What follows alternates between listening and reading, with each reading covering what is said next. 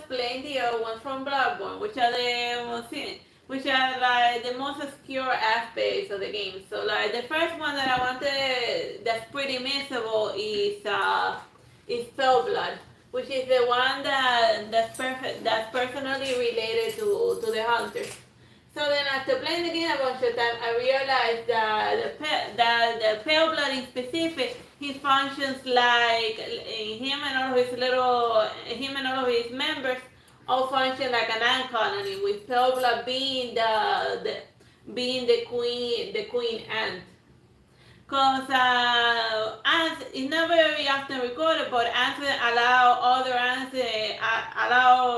other foreigners to enter their colonies, and then when they take new members into them, they anoint them with their scent. That way, everyone knows that they belong to them. That's why the hunter is the moon scented hunter, because it was anointed with the scent of pale blood when it received its blood at the beginning of the game.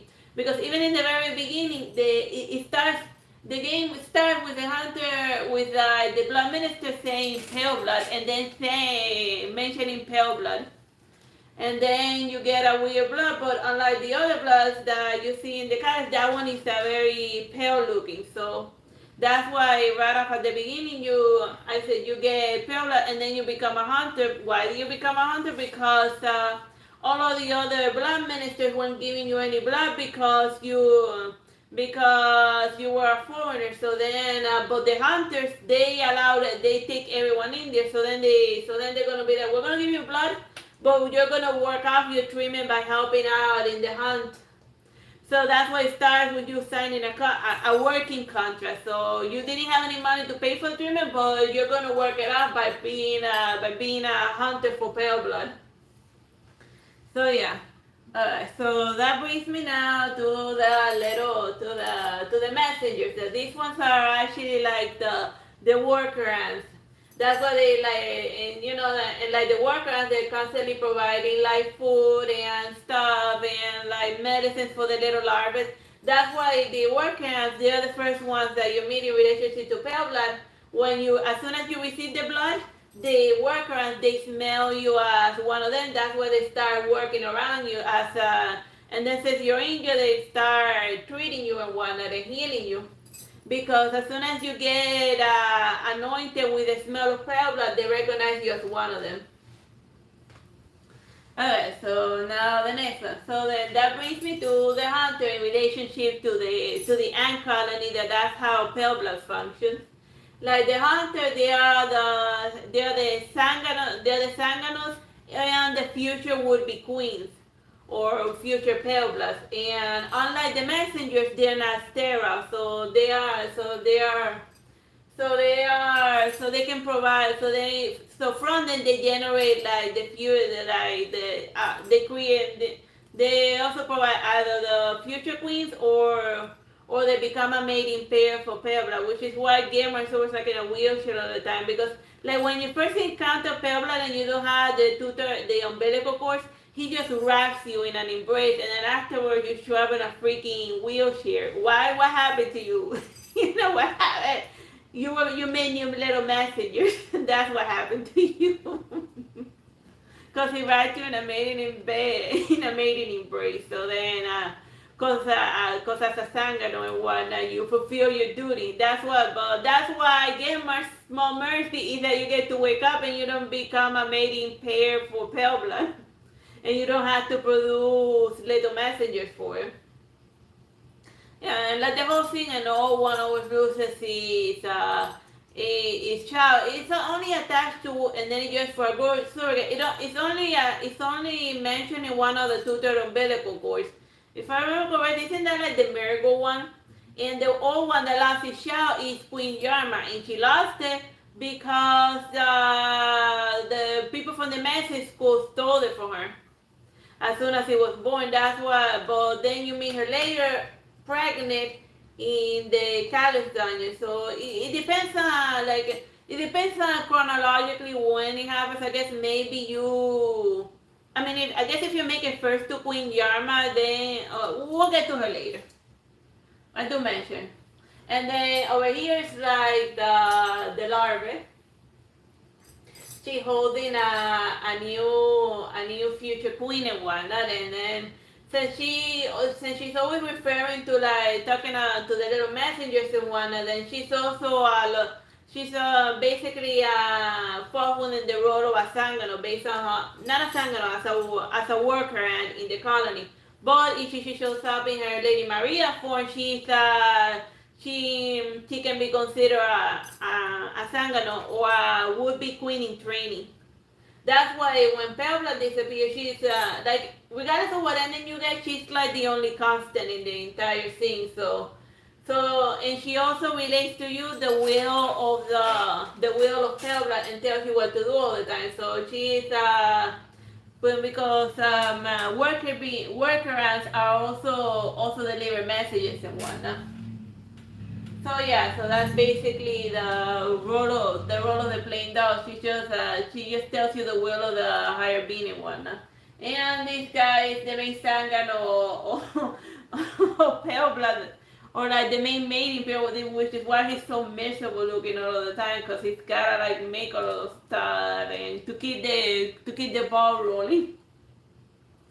And then the umbilical cord. This umbilical cord you can interpret it as the royal jelly that the ants that the ants or the other thing, because even if you're not a bee, you still gotta eat something in order to ascend to become the next queen and whatnot. Because even low level messengers can also ascend and become the queen of the hive after they take a special item. So then it says like as the royal jelly thing that helps a low level tier person ascend into like pale blood queen status. And yes, I do think that pale blood is a chick, a queen ant. Alright, so now we're gonna discuss a different ant.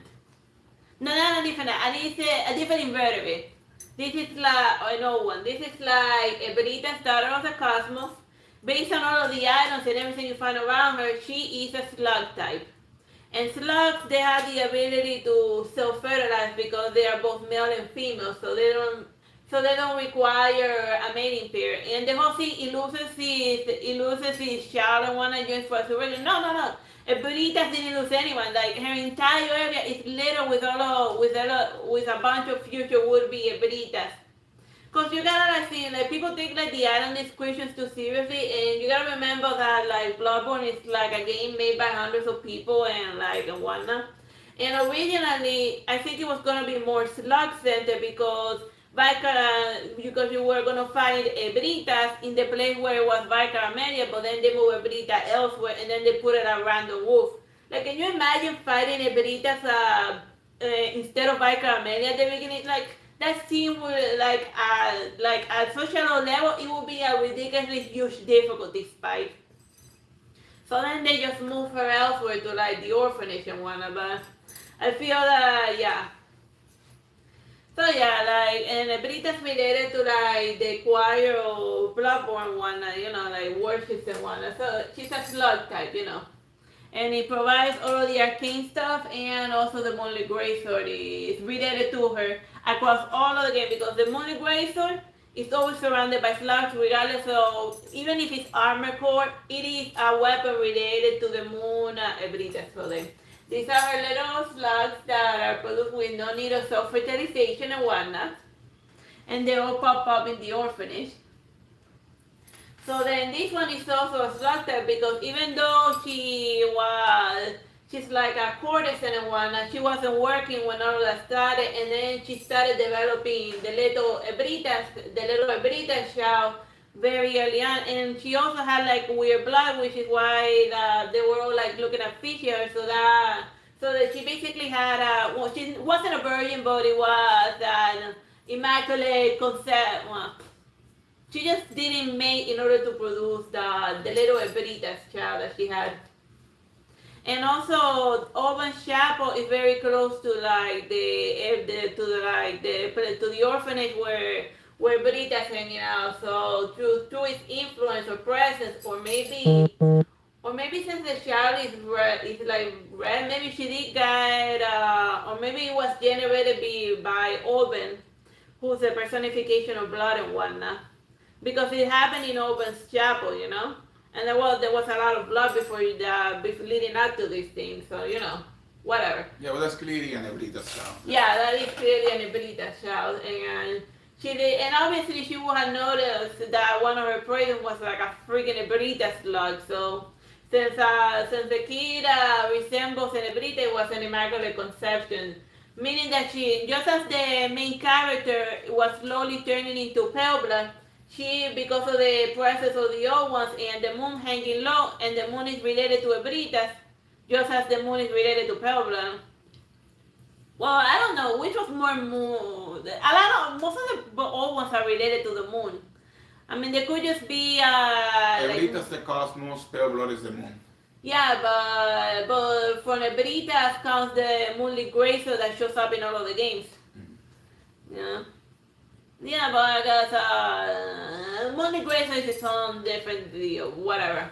You could even do a whole video just about the moonly grace. But oh yeah, but she's a slug type. She had a kid without producing, an Ebrita kid without finding a mate.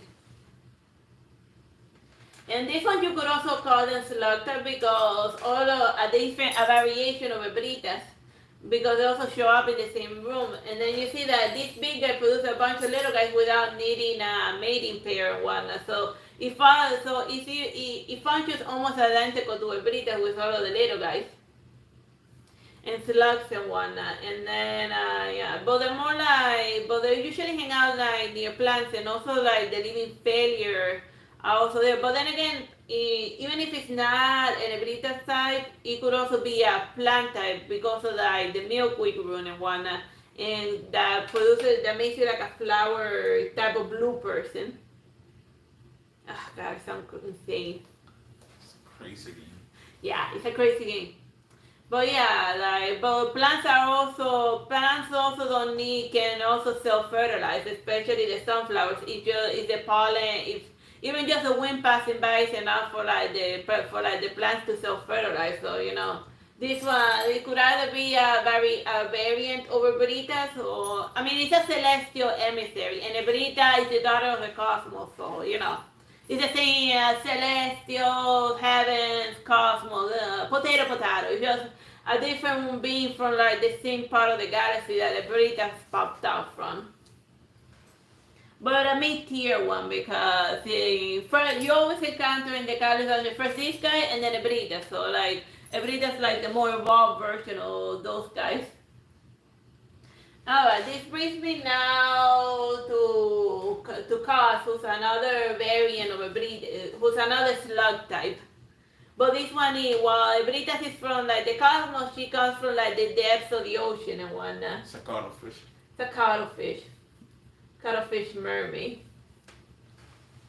It's a slug type. And then here's Orphan of Cos, that was born for her. So just like the other one, it didn't have a mating pair or whatnot, and it just produced it without needing a mate and whatnot. But that one was like, he wasn't born overnight. He was like born from within her. But it's just but even among certain fishes, they like sharks give birth and all that. So it could also function like that with a weird eldritch fish person that self-fertilization. So like basically with self-fertilization, the person or creature, whatever, it gives birth to a clone of itself. So this guy, once if he would have reached his full adult form, it would have looked like his mother, because the larva form of a creature sometimes looks completely different from like the finished form. And the best example of that is the caterpillar turns into a butterfly. A caterpillar looks absolutely nothing like a butterfly, but after its metamorphosis, it eventually turns into a creature that's completely different. So this one is just basically the larva form of Cos. It needs to eat more in order to grow. And let's see, more references to slug, and this one are also like kind of like baby forms of Mother Cos, or maybe even more, or maybe this is what the Orphan of Cos would have looked like when he was born.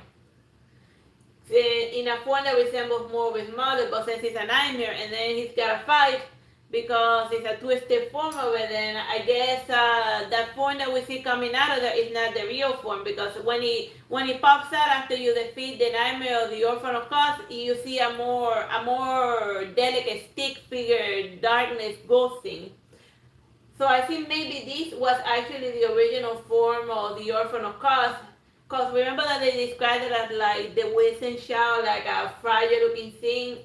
And this view would seem more like, does look more like the Shadow of Cos than the Orphan of Cos. And the other one is just a twisted nightmare form designed in order to beat up the hunters that they didn't, that harmed them and whatnot. And that's why it's in prayer position, because it'd be like, oh, please stop hurting me, you psychopath from Bilgerweb. Okay, you got any idea? Alright. Oh yeah, this is from Card Content, and it was originally like the Slug Princess, but as you can see, she was over there where like the plain doll used to be. So I guess like in the original rendition of Bloodborne, slugs were gonna be a really, really big deal, and instead of a plain doll, you had there was a blindfolded slug maiden before they changed their mind completely, and then they put somebody's ball joint doll and made her into a video game character. So yeah, originally they were gonna, and which would explain why originally Ebrita was there so early. She was who knows even what Pelbra was supposed to, if Pelbra was gonna be that, or maybe they had a different type of slug monster. It just feels like originally slugs were gonna be centerfold, but then they just changed their mind somewhere during development, because they'd be like, are people even gonna get slugs?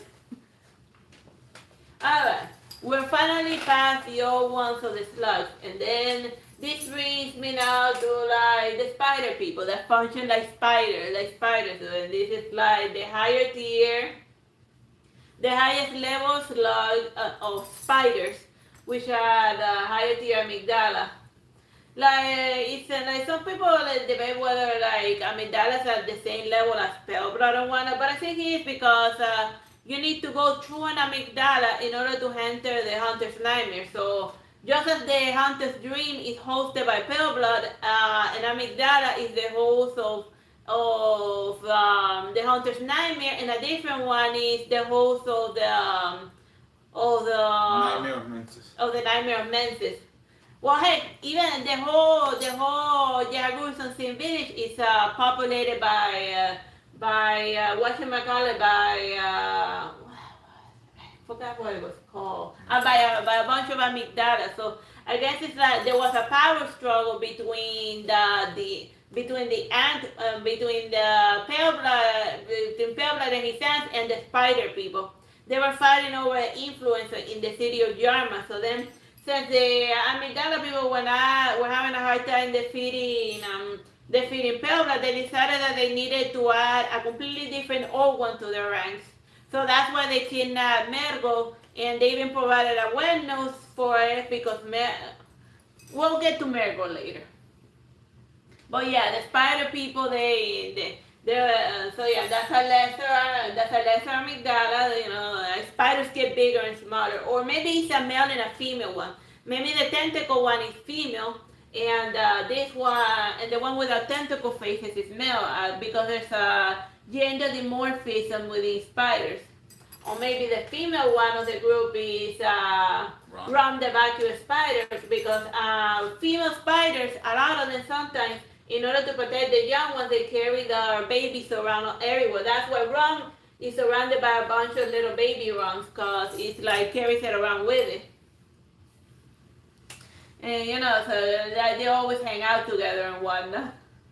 And why it starts with like the crying and whatnot, because the spider people are stealing a baby old one from the Queen Yarma. And see, these ones, Ron being an old one, these guys didn't lose his child, and neither yearn for a surrogate. Look, It's got Ron has all of his children in there, so that also contradicts that line of and no one always loses his child. No. I count a lot of baby Runs there. He didn't lose. That Ron didn't lose any of her kids. So basically, what you're saying is that the line that the old one loses his child, Only that all of the lore on Bloodborne is based on, is a complete lie and a fabrication. No, well, don't forget that all of that is like item descriptions, and sometimes something that one guy writes contradicts the other, and then everything gets lost in the shuffle and whatnot. Yeah, but like a lot of a lot of lore on the internet is based around that one line, and they assume that it happens to all of the great ones. No, it said every great one was a child, but I feel that maybe it was a mistranslation from the Japanese text. Maybe you just refer to Queen Yarma who lost her child and then she yearns for a surrogate. Or maybe, or maybe it happened to a couple of great ones. Or maybe or maybe, Ram is considered a great one. But the point is that I see Ron with a lot of children and they don't look lost. They're very right next to they're right next to their mother. So like the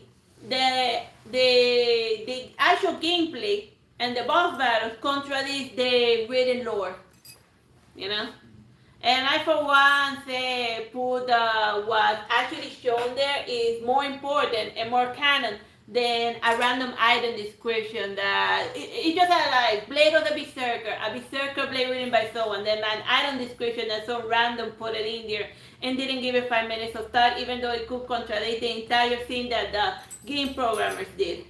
Because it's all done by a bunch of different things, and after a while you'll be like, screw this. Just leave it there and let people come up with whatever the hell they want. Because, whatever. Alright, so we finished with the spider people. Now this brings us to the humanoid old ones. And the ones that are closest to human beings. And this is Queen Yarma, the highest tier of the humanoid ones. And then here's a lesser Queen Yarma, which is Queen Annalise. And then in the California, you run into like the lesser ghostly shade versions of the female old ones, the female version, and then the male version that is mourning the death of his loved one because this one is what happened there? Just give it a second. Can you help me? Oh. Alright, there he goes. Oh yeah, like that guy when his like description and whatnot in the whatever is that he's always mourning the death. The death of what? The death of his female counterpart, which shows up in the labyrinth as like this knife wielding lunatic. So then this is a female and this is a male of the Queen Yarma type of old ones, the lesser types. And then that brings me to the baby Mergo. He's a mammal because he's a wet nurse. So then the one with like a bunch of knives and one Mergo's wet nurse, we don't know, it has lots of hands and whatnot. So it could be a spider type trying to be a wet nurse to like a mammal one. But then there's certain types of spiders that secrete milk in order to feed their spider baby. So they're insects that are capable of producing milk. So they brought the only bug type from the only spider person from like the amygdala tribe that could produce milk in order to feed this baby old one. The reason why it's stored in baby form is for simple, in order to tame it. Because what they were planning was that they were going to grow this baby Mergo until it was big and strong enough to take on pale blood, because the amygdalas were not strong enough in order to defeat pale blood. So then they chose humanoid type because obviously they were having a hard time. They even also kidnapped hunters into the nightmare. So they were just trying kidnapping and taking anything in order to throw it all at pale blood in order to try to defeat it, so that way they will be the only old ones ruling over Yarma. So it's basically a power struggle between the spider people and the ant old ones. And the slugs in the middle. Oh yeah, and the slug, and the slug. Well, the slugs seem more neutral, and they go along with whatever like the healing church is doing, including the choir. So, including the choir, who was the one that summoned the one reborn, and all of the other stuff, because like the one reborn, it resembles a lot. The top portion of it, it reminds me a lot of the Orphan of Kos. So they were probably using necromancy in order to resurrect the Orphan of Kos, in order to have a different one that they could, in order to go fight Pelbla. So, and obviously Pelbla wasn't having none of that, which is why whenever like the old ones in Yarma start like messing around and whatnot, then they send their hunters to go fight them, and then after the power stroke, when the morning rises, everything's back to the status quo, quote unquote, because the Pelbla it likes the planet Earth the way it is. So whenever it starts getting, whenever like the logical thing starts getting too screwed up and crazy, it sends its hunters to restore order and balance in the world. While the people from the Church of Memphis, they're ambitious and they want to ascend, they want to become the old ones, they want to control them.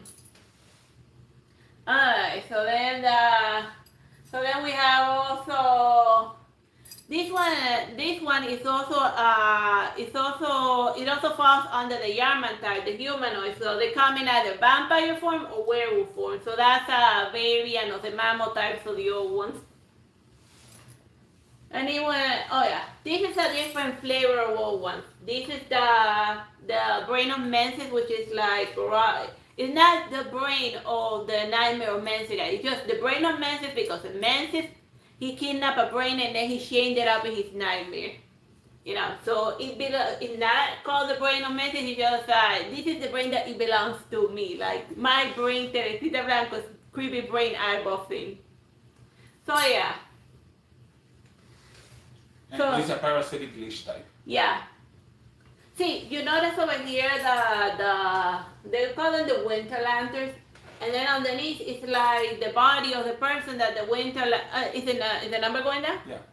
It's the body of the person that the winter lanterns are eating. So this is not part of the main one. So basically, in their small larva form, they just jump at you and then they start eating you from the inside. And then if they run into another food, they use their body to attack, so they're parasitic types. You know, so they're eating you and whatnot. Like, it's a brain with eyes that's like, well, they call it a brain with eyes, but it's just like a weird cluster or whatever with eyeballs and tentacles. It could be the fact that just because something resembles a brain doesn't make it a brain. And you could also say, like, it's a weird reference to, like, remember that weird movie with, like, the giant brains attack and whatnot? I forget what it is. It's Attack of the Killer Brains or something. But the point is, yeah. It's a parasitic brain that, like, it latches onto your head and then it starts eating your body, and then when it looks at a new body that it likes a lot, it, like, starts eating it and whatnot. Yeah, it's a Dungeons and Dragons mind flayer. Yeah, it does feel like a mind flayer. So yeah, Brain of Mensis is the mind flayer portion of Bloodborne. It's the Dungeons and Dragons portion of Bloodborne.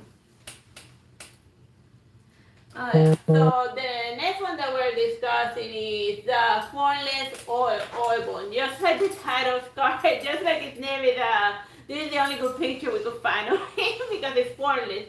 So I sort of like interpret it as it being the deification of blood. You know how in the end all of these silent scriptures were written by, well, nobody even discussed, they think that's 100% that it was written by the game developer, but we don't know whether it was written by the people from within the game of Bloodborne.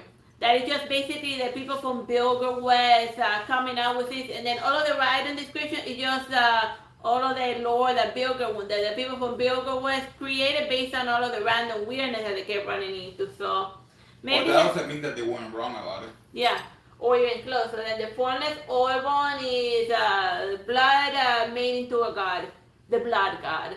You know, deification of blood. It's hemoglobin to be. Hemoglobin. Mm-hmm. Yeah.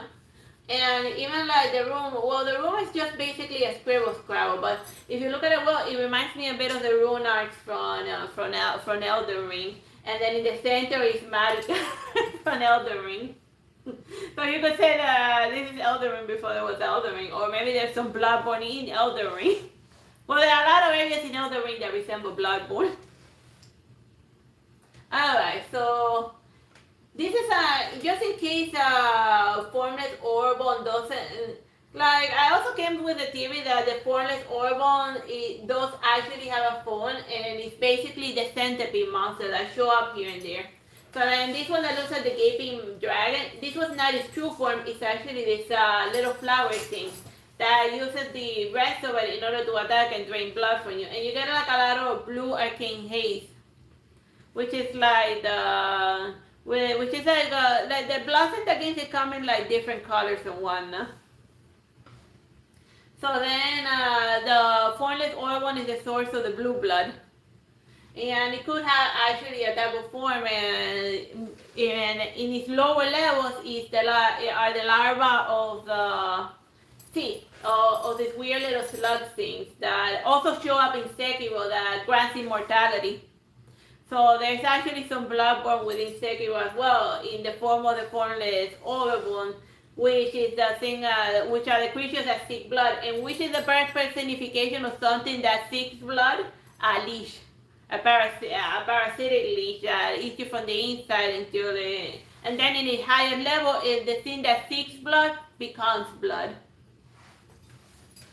Alright, let's see. I think that's all of the I think that was the last one. Yeah, so these are all of the old ones as explained by the Artsy Sister. So yeah, the only ones that don't lose their children are round the back of a spider and ebritas. They keep a good eye on their children, so they're the only old ones that didn't lose track of their kids. Bye bye and God bless.